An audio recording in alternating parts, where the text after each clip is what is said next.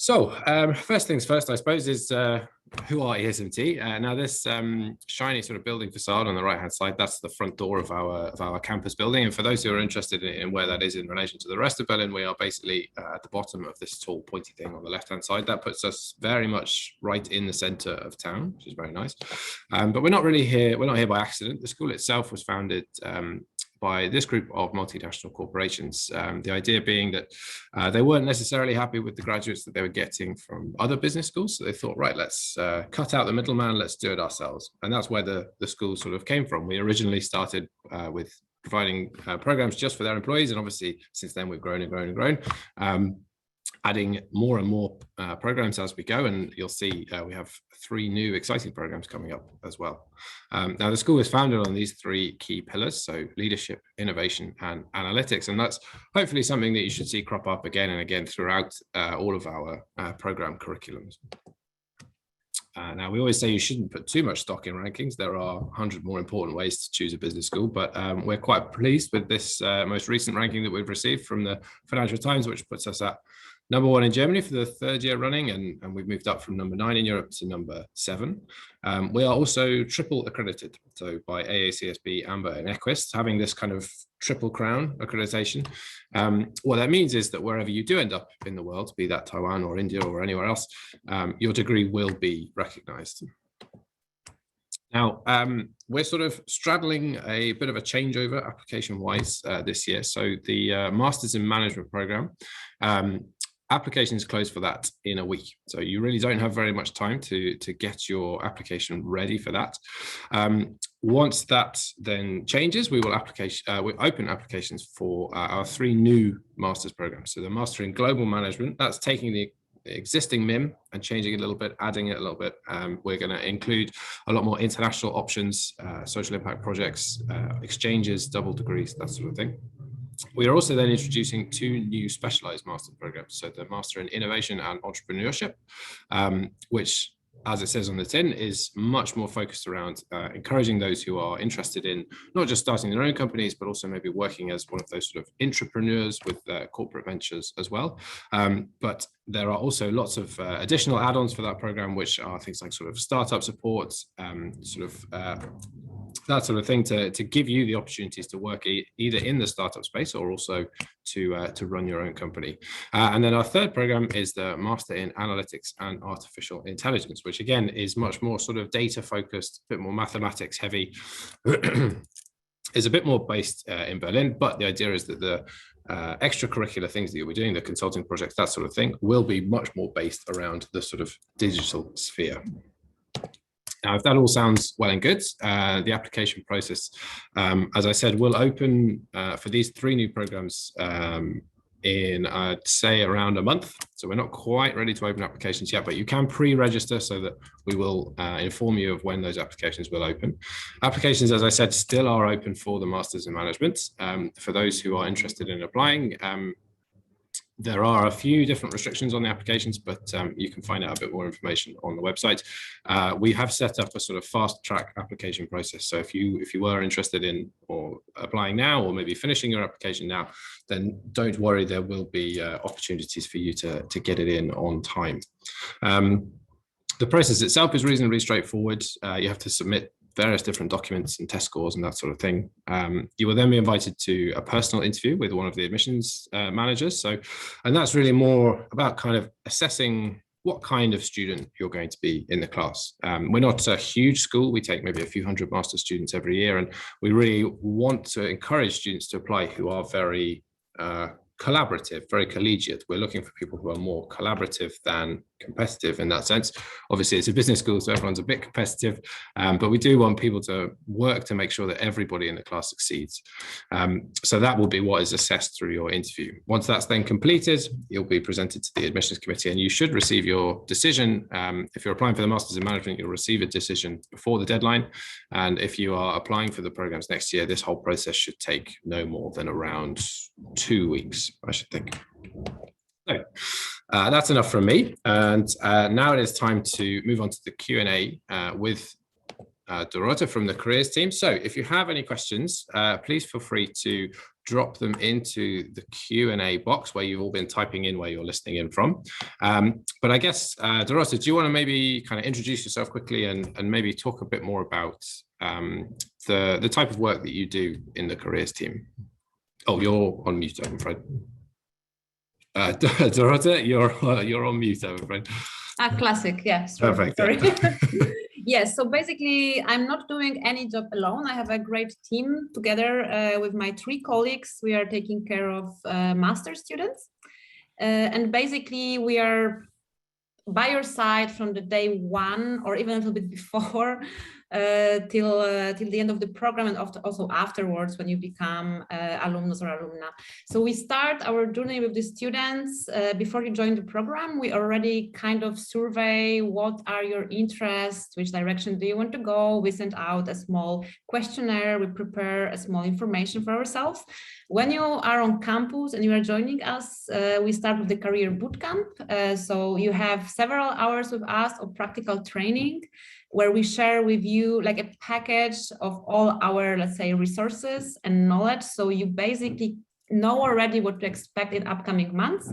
And then we take it from the bootcamp on individual level through individual meetings. Each of you will get career advisor, and we'll have a series of individual meetings, CV reviews, cover letter reviews, mock interviews, pitch trials. So we basically, for us, the most important part is the very personal relationship with each student. And that helps us because during 2 years of your permanence at school, we get to know you very well. And also when you're out of school, it makes our alumni community really strong and solid through this, let's say, deep relationship we have. Aside of the meetings and work on your career aspiration, individual dreams, and let's say questions, we also run a series of corporate events. We go to companies, we invite them on campus, they do recruitment session, they do workshops, we do a huge career fair each January. So basically, once you join us in September, you cannot get rid of us. We are always there. We have our WhatsApp group, we have our Friday newsletter, we have our open door policy, our career cafe. We basically point on the constant presence, and we focus not only on the obvious, but also on your individual doubts and needs. And we know they are very different because ESMT is very diverse. We have different backgrounds, different stories, different bachelors, different work experience. So we are able to work with someone who has like very few experience in the CV, and those of you who says, no, I cannot fit it in one page. We are there for, let's say, any level of consultation. And our mission is to help you to find the best internship possible, to find for you the good consulting projects, and depending, of course, on the master you will choose, to offer you the corporate events which are matching your future career aspiration and interests. Fantastic. It sounds like you're pretty busy then with regards. Oh yeah. But Fantastic. if you enjoy that, it's fun. I see we've had quite a few questions come through already, which is fantastic. Thank you, everyone. What I would say, though, is that whilst we're here with our career experts, Dorota, so we'll try and keep the questions more focused on the career services aspect. So things around admissions and scholarships and that kind of thing. We will be hosting events like this later in the year, which will hopefully get to those kind of things. But for today, we're going to stick with career services. So you mentioned, so you send out your introductory form, sort of questionnaire sort of thing. How often do you find that students or candidates know what they want to do in that questionnaire, or is it more that people are sort of open to lots of different things? Yeah, I mean, in general, I think the master is an exploration time, because after maybe engineering, tech, business bachelor, or humanistic bachelor, or math, STEM bachelors, people think, okay, how the management will fit, how the data would fit, how the entrepreneurship idea would fit my future. And the initial exploration is very broad. So people often write, okay, I'm into automotive industry, I'm into startup, I'm into fast growing company. But then what we really believe in is we invite a lot of alumni to interact with the students and tell them a little bit how they made the most out of the program. And we try to actually make students interact with the big number of different kind of companies so they can check on their initial career plans. So many students, they don't even know yet the name of the company they will have their internship with, or they will, for example, not expect that they will become passionate about the industry. They will hear maybe in depth during one of the workshops. So we try to kind of keep it open, and we are open for discussion. We have a lot of data, a lot of description on different functions, tasks people can expect in different roles. We are also connecting students individually with people who have similar backgrounds, so they can explore with more senior, more in-depth, what is important, which skills. But usually during 2 years, people would try 2-3 different companies as interns, as working students. And then in the end of the, let's say, master, they can really decide, okay, that's for me, the size, the industry, the location also, I can go for that. But at the beginning, yeah, I mean, we don't even keep these surveys to show them. Maybe in the end would be interesting to see, but we try to keep it very, very open. Yeah, I suppose a lot will change over the course of 2 years, especially when you've had that many opportunities. I think that's for 2 years or 4, so. Yeah, definitely. I suppose otherwise you would just go into work, wouldn't you? That's the whole point of doing a master's like this. That's true. There's a question that's come through from Rosaline, who asks, do you have any kind of specific resources and support for those who are hoping to move into consulting? Yes, I mean, of course, consulting is a huge topic. It's a hot topic. That's why our first event every year is an alumni panel with our students, ex-students who are working as consultants in Big 3, and they share constantly their experience. We do have also the platform to prepare yourself the best for the interviews. It's called Case Coach. And we organize a lot of workshops and CV reviews and also company presentation, which are directed to this field of interest. So we do invite these companies on our recruiting events. We do connect our students with the alumni from these companies. We do have external platforms. You can exercise your skills, your interviewing skills. We know the process is very, very competitive, but we are also very much aware how many students are dreaming about consulting career. So we always try to check in also with consultants themselves, which resources they consider the most useful, which books, which online tests they were using to train. We have consulting club at ESMT. And it's very important because many students made themselves really great experience. They also invite consulting alumni, consulting companies there. And together, I think you can really get a lot from the network. We actually did a session like this with the consulting company last year. So if anyone, consulting club last year. So if anyone is interested in learning a bit more about it, then it's on our YouTube somewhere. And are there any sort of particular companies that do kind of come to campus, consulting companies that are more involved than others? I mean, last year we have a speaker from BCG, we have McKinsey during career fair, we had Bain from Amsterdam running recruitment session just this summer. We had also contacts with Kearney in Dubai. It a little bit depends also on the company's targeting at the moment. And it depends also how much involved the alumni are, because they really help a lot and they make our school visible out there. But of course, obviously we focus on the top companies and try to drag them here. That makes sense. Brilliant. All right, well, I hope that answers your question, Rosaline. So keep the questions coming.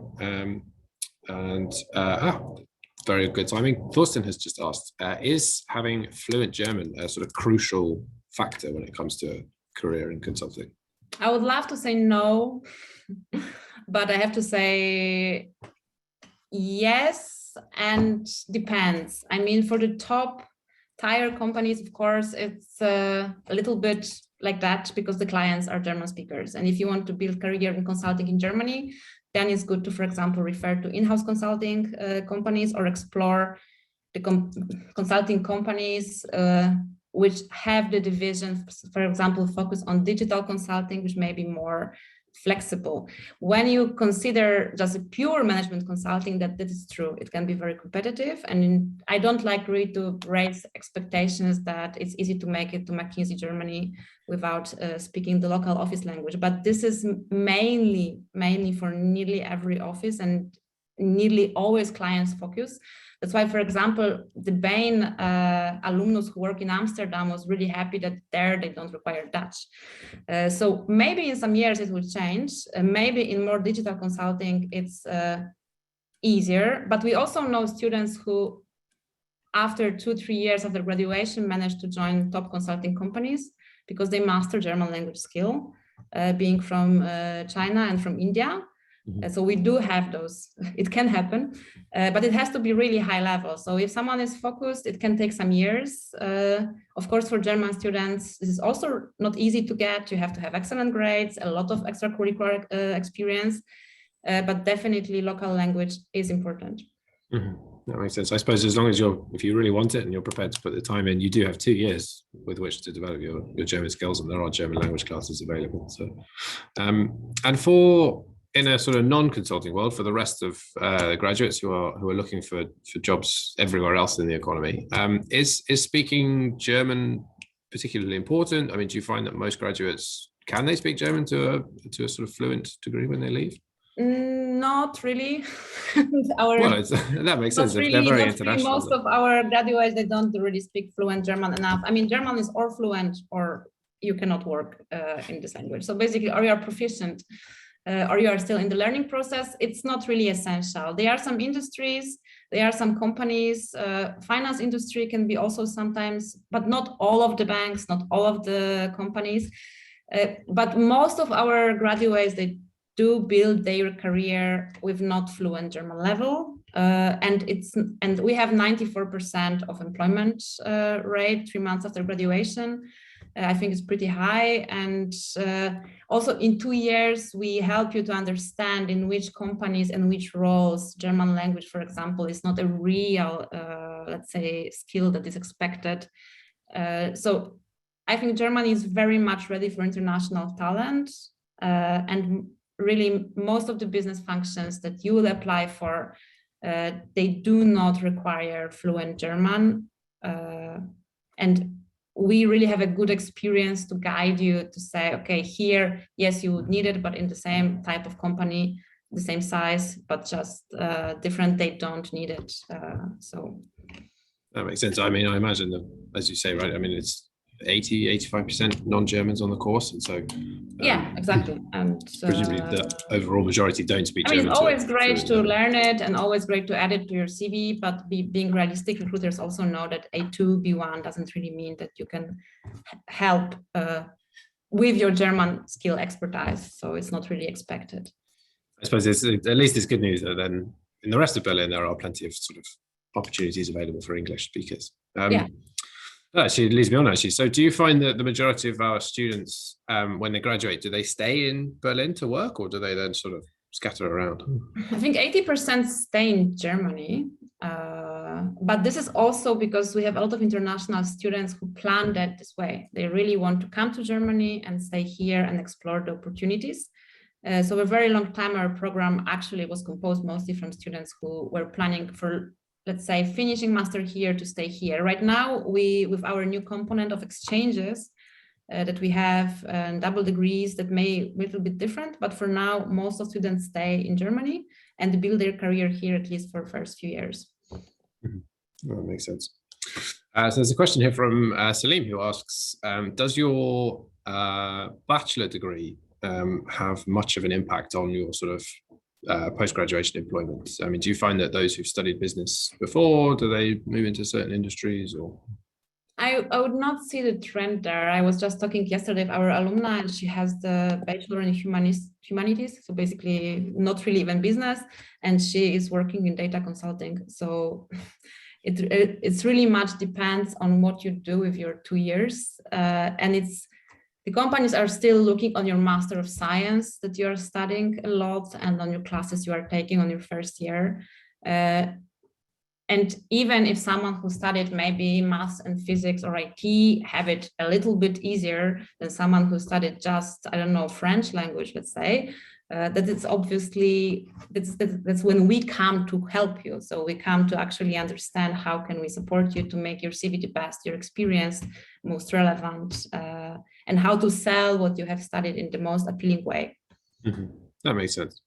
And if someone was to come to you, for example, with a very unusual industry that they are looking to work in, take whatever you want, for example, I suppose one of the non-traditional ones, how would you go about sort of helping to facilitate that? I mean, this is the advantage of the small school. So we don't have thousands of students, but only hundreds. And this is why, for example, each of us take care of a small group of students. So we do have time to explore new industries which we haven't worked before with. We do have time to see if in our networks anyone has the contact in this industry. So basically we will act individually with you to facilitate and create a plan to what can be done, who can we connect, to whom we can reach out as career services to build a new relationship. Mm-hmm. So you sort of see it as a challenge. We're growing that organically. So, and basically we have so diverse students who went in so many different, let's say, directions that is easy for us to find at least one person who can give some views on some very unusual industry. Mm-hmm.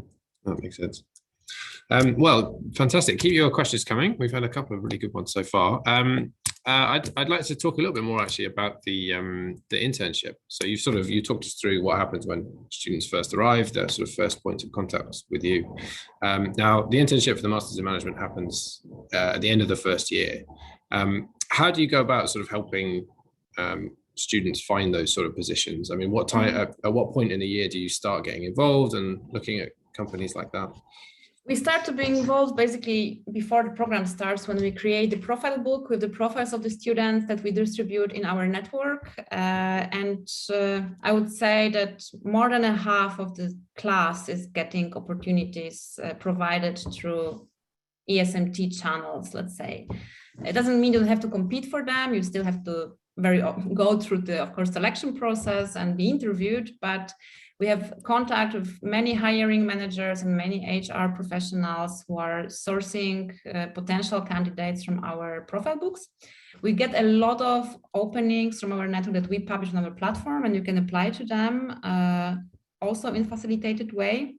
And also we support you and prepare review your CV and cover letter in a way that you are also ready for independent application. And because maybe you have interests which are not really aligned with the network we have, and then you can apply. And basically each year our students bring into our network great new companies, because their internship supervisors are receiving from us then new profiles, and they again want to host a great ESMT talent. And year by year, this database is growing, and year by year, our alumni are hiring more interns. So this is our main goal in your first 6 months at ESMT. So basically, this is what we are dedicating our energy and our time when you are starting. And we are there for you entire time to check in on your progress and maybe change something again in the CV, maybe connect you with someone else, see why the interview doesn't go so well. So this is basically why we are there, to help you to land this first practical experience. Mm-hmm. And I mean, this is an impossible question. There's no way you'll be able to answer this. But what sort of positions do people then take up at those kind of internships? Are they, how sort of, yeah. There's basically everything. There's really a lot of positions in marketing field, a lot of position in data field, a lot of position in analytics, marketing analytics, which is basically a merge of two I mentioned before. They are business development, consultants, consulting internships, innovation departments. Yeah, this basically everything what you can imagine is out there. Students are applying for, and the variety of interest is also, let's say, very wide. So we are trying to find a lot of, let's say, quant positions, but also strategy related internship. some people want to go to the corporate environment. Some people want to be in a small startup. So we try to provide as many opportunities from all the range. It was an impossible question to answer. I'm sorry. I mean, you can see some examples on the website, I guess.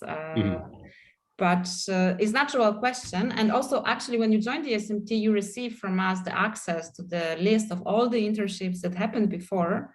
So you can browse into that and inspire yourself and to see where people have done their internships, in which city, in which company, in which department. And yeah, basically that helps you a little bit to also understand what is out there in the bigger picture. And are these positions paid normally, or? Yes. I mean, we are really discourage students to take any unpaid position. Internships in Germany are paid, and I would say they are paid well. They really can help also with the planning of your, let's say, financing yourself during the studies. So every year we see the salaries are growing. And of course, if you maybe smaller companies can pay a little bit less, but it's also not a rule. Some startups are paying very well. I think I can safely say that right now the minimum wage is around 1.5, 1.6. That would be what companies are paying. Of course, it happened that is 700. It happens that is 2,000, but it also depends on your background and how much experience do you bring, and which city are you going to work, because many of our students are going to Munich, going to Frankfurt, going to Düsseldorf, going to Hamburg. So it's a little bit, but the culture of paid internship is actually very, very well grounded in Germany. So it's quite common for students to go and do their internships outside of Berlin. Yeah, absolutely. I mean, if you want to join some corporates, their headquarters are not only in Berlin, but also in other cities. So not every internship can be done in Berlin if you want to really pursue your dreams. So if you want to maybe join Bayer, you can stay in Berlin. They have a great office here, but I don't know, if you want to join Santander, then you move to Frankfurt. Oh, it's very cool. It's nice that people have the opportunity as well. Then they don't want to come back anymore because Munich is so cool and there's always two groups. Berlin is better, Munich is better. So yeah, but I think it's great because they also use the summer to visit themselves and they actually make a lot of trips between different cities and see the country they decided to pursue the career in. So yes, definitely. If you come also from outside of German language. Yes, that's true. Yeah, that is a good point. And so is it a similar process for the consulting project then? So is that, I guess it is coming at this as someone who doesn't know anything about the consulting project, is that a group activity or is it individual, or how does that work? It is designed as a group activity done with within the company. Working on the topics provided by the company with the outcome supervised and graded between ESMT with the company feedback. And so once students have put themselves in their groups, are they responsible for finding their own projects, their own companies, or does the school already have a couple of the school, for sure, starting this consulting projects for master programs, we will use the, let's say, very well elaborated MBA pattern because they already run those for years. So for sure, we will come up with options, but we also will be open for the students' self-found projects because, I mean, experience showed us all sometimes the students have an amazing connections. And sometimes they have a really specific idea where do they want to do consulting projects. And that would mean that we don't want to limit their options to just, okay, you have to do where we prepared. But especially at the beginning of this consulting projects component, we want to provide an option for the students to take a look as an inspiration or just join what we prepared. Yeah, so I guess it's a nice opportunity to try a new industry or something you never really considered before you then graduate into full-time employment. In terms of obviously being in Berlin, we sit on top of a very strong startup economy. Do you find that there's a sort of split in between kind of corporates versus startups in what the students are looking for? I would say that students who choose to have corporate experience on the first year, they very often on the second year on board with a startup to be a working student. or just to make a project with them, to have some kind of insights how that working culture works. And maybe other way around is the same. If someone has a lot of entrepreneurial experience, it doesn't mean that you cannot join maybe the corporate ventures of some kind and see how the business, the big business and the entrepreneurial innovation initiatives are working within the corporate environment. So I believe that also during the master, students are trying to understand as many perspectives as they can. And for example, see, okay, that's a startup, that's a corporate venture, that's a corporate, I want to know all about it, how does it work in different contexts. I guess it's more valuable for them as well to have that broader range of experience for when they do graduate. Yeah, actually, you don't know if you like something until you've tried it, do you? Or if you don't like something. Do you find that that's sort of reflected in where students move after graduation for their employment? I mean, is it more I think it's pretty evenly distributed. So there are many students who join corporate and they are happily doing so, but there are also students who would like to kind of grow maybe faster in the, let's say, career progression, and they know that in the fast growing company they can get the director title, let's say, easier, faster than in the well-defined corporate structure. For other people, it's very important to have a very clear and stable career progress, so they would rather join the corporate. What we always encourage students also to do is to consider trainee and graduate programs or leadership programs when maybe they can be selected out of thousands to be the 10 people that corporate will invest and sponsor the rotation between different countries, different roles. We have every year 2 or 3 students who are lucky to join, like with Deutsche Börse, with Merck, and they pursue their career just changing different functions, different locations, and in the end they are meant to be leaders and managers much faster than in usual career path. It's nice that you're able to offer that as something to aim for, definitely. It's very cool. Okay, well, keep your questions coming. We got time for a few more. But whilst we wait for our next set of questions, so Dorota, obviously I mentioned the new programs that we're launching next year, and there's obviously lots of interest in those, which is nice. How do you see that your sort of that your role and your interaction with the students and the type of things you do, how do you see that kind of changing through the 3 different programs? I mean, there will be a core part of activities and let's say resources that will still be available for each student, regardless of the program they choose. But we will customize a lot the events. We will customize a lot, let's say, the CV. We will customize a lot the selection of the companies that we would like our students to network with, and the topic of the workshop that companies are providing to our students. Because of course the companies come on campus and they usually, of course, companies' presentations are nice, but the best things are interactive components, so workshops or discussions or cases to solve. And that will be actually different for those who are in data, for those who are in entrepreneurship, and for those who are in global management. Of course, there's also the fact that, for example, entrepreneurship related master have all the support from Valley. So for our entrepreneurship incubator, and they also are kind of supported by them in the summer entrepreneurship program and so on. With data analytics, we know that we need to provide for the students the speakers and the contacts from the companies who wants to hire people for this exact career path. So we definitely want to specialize our offer and want to offer to our students the customized, let's say, selection of events and recruitment activities.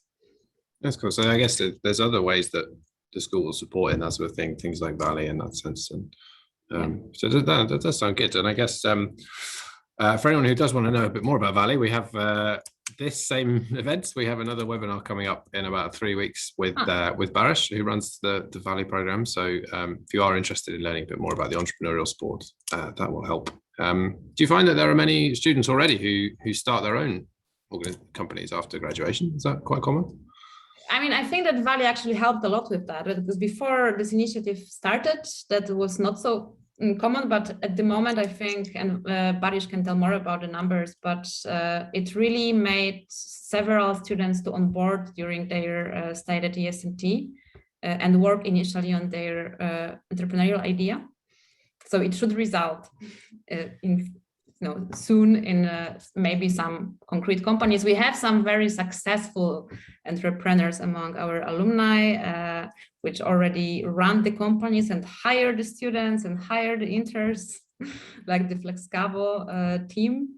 But I think this is actually why SMT looked into that, and why we were so lucky that we had an alumnus who actually is into entrepreneurship to the extent that to found Valley, to give this opportunity to people who want to pursue this track. So is that quite common then, that sort of graduates or older graduates will come in to then hire ESMT students? Yeah, that's pretty it's cool. A big one. That's what the community is for. That's giving back, but also you hire people who were taught by the same professors, or this, similar level, and let's say the same spirit. So you know what you can expect from our students. So excellent group work, being adaptable, being able to work in diverse teams, plus all the hard skills. So our MIM alumni right now from let's say the year 2016, they're already on the job market for 6 years. So they start to be really senior, and they have their own budgets to hire their own people. And we benefit from that as career services. That's very cool. All right then. Well, it seems like we've kind of come to the end of our questions from the audience.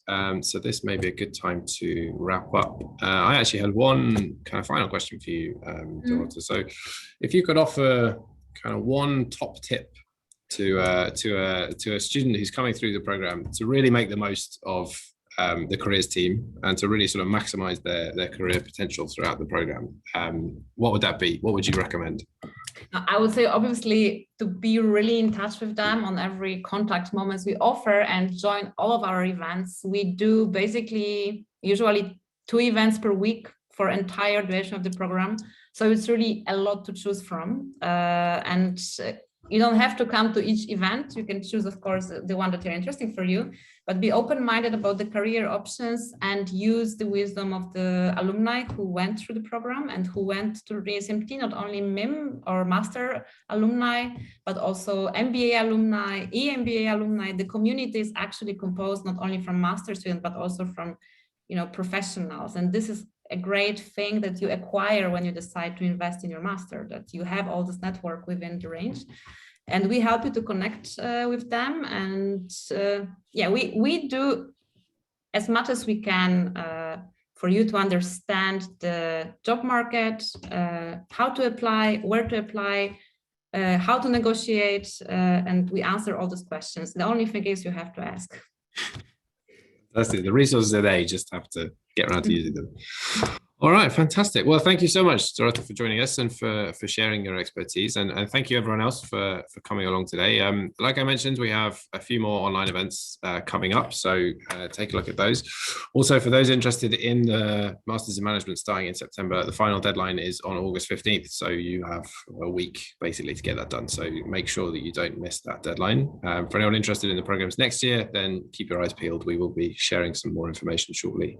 And for those who didn't get the chance to get their questions answered today, or for example, those who have questions about things like admissions or scholarships or any of those, that sort of thing, you can get in touch with our admissions team directly here. So admissions.degrees@esmt.org, and that's their phone number. That'll go straight through to their office. So yeah, anything application related, they will be able to help you with. All right, well, thank you very much, Doro, and thanks everyone. We'll hopefully see you again soon. Bye-bye. Bye-bye.